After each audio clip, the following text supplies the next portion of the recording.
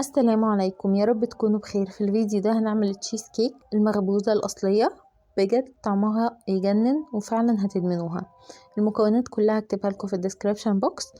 هنبدأ الأول بالبسكوت، هنطحنه كويس قوي، يا إما نحطه في كيس ونضرب عليه بأي حاجة لغاية ما يطحن ناعم خالص، أو في الكبة أو المطحنة. وبعد كده هنضيف عليه الزبدة ونطحنهم كويس قوي مع بعض لغاية ما يتكون عندي زي الرملة، ان احنا نمسكه في ايدينا كده يبقى يكون كتلة. بعد كده يكون جاهز خلاص. هنفرده في الصينية، وانا الصينية هنا عندي بتتفتح عشان يكون سهل على التشيز كيك ان احنا نخرجها. بعد كده انا مش هدخل البسكوت الفرن، لا، هحطه في الفريزر الاول لغاية ما اخلص بقية المكونات. هبدأ ان انا اضيف الجبنة، عندي كان حوالي نص كيلو جبنة كريمي. هبدأ ان انا افك الكريمة كده شوية، وبعد كده هضيف عليها السكر واضربهم كويس قوي مع بعض. كده هضيف عليها الساور كريم. وفي هنا حاجة، احنا ممكن نستخدم الكمية كلها جبنة كريمي، ولو مثلا مفيش جبنة كريمي وعايزين نزود بحاجة ممكن نزود يا اما ساور كريم او لبنة. ولو مفيش لبنة او ساور كريم عادي هنستخدم كله الجبنة الكريمي. بعد ما ضفنا الساور كريم معانا هبدأ ان انا اضيف عندي البيض. انا هنا استخدمت حوالي بيضتين وصفرتين.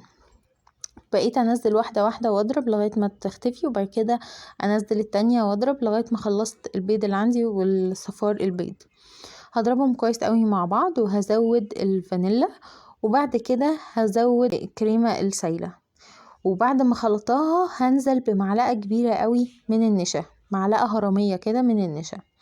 وبعد كده هروح صب الخليط بتاعي ده على البسكوت. وبعد ما صبيت الخليط بتاعي ده على البسكوت، الصينية بتاعة التشيز كيك الخامة بتاعتها بتبقى ضعيفة شوية، فانا حطيتها بس على صاج ألمونيوم، ودخلته من غير ما احط فيه مية او حاجة. انا دخلت الصاج كده هو اكن هو الصينية بتاعتي، دخلته الفرن. الفرن عندي ساخن مسبقا على درجة حرارة 140، اللي هي اقل درجة حرارة في الفرن.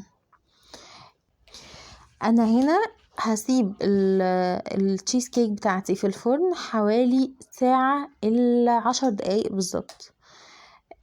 وبعد كده هطفي الفرن واسيب التشيز كيك في الفرن زي ما هي ومش هفتح عليها، وهستنى نص ساعة كمان والفرن مقفول. وبعد نص ساعة التانية دي ما تخلص هروح مواربة بس الباب بتاع الفرن بتاعي، يعني ممكن احط مثلا فوطة ان هي الفرن يبقى مقفول بس مش مقفول خالص، وهسيبها نص ساعة كمان. وبعد كده هنقل التشيز كيك بتاعتي على التلاجة. هسيبها بقى في التلاجة حوالي من 4 ل6 ساعات. بس لو مستعجلين قوي عليها فاحنا ممكن نسيبها مثلا ساعتين 3 بالكتير ونروح مقدمينها. بس انا هنا الصراحة استنيت عليها لتاني يوم اصلا، لان انا ما كنتش مستعجلة عليها خالص. وده كان التشيز كيك بتاعتي. لو مش عايزينها ان هي تتحمر قوي كده ممكن ان احنا نغطيها بألمونيوم فويل من فوق خالص.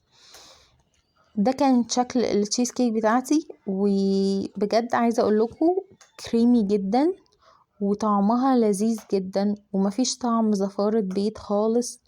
هبدأ بقى ان انا احط اي صوص انا عايزاه من فوق. انا قسمتها هنا 4 بالخيط كده، حطيت خيط بس على اساس ان انا احط الصوصات بشكل مرتب شوية.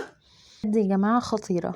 ممكن بقى تحطوا عادي صوص فراولة او راسبيري او بلاك بيري، بجد خطيرة. انا هنا كنت حاطة كريمة بندق وشوكولاتة وكراميل وزبدة لوتس، بس طبعا اختياري، اللي انتوا يعني التوبينج ده بيبقى اختياري براحتكم، اللي انتوا عايزينه حطوه.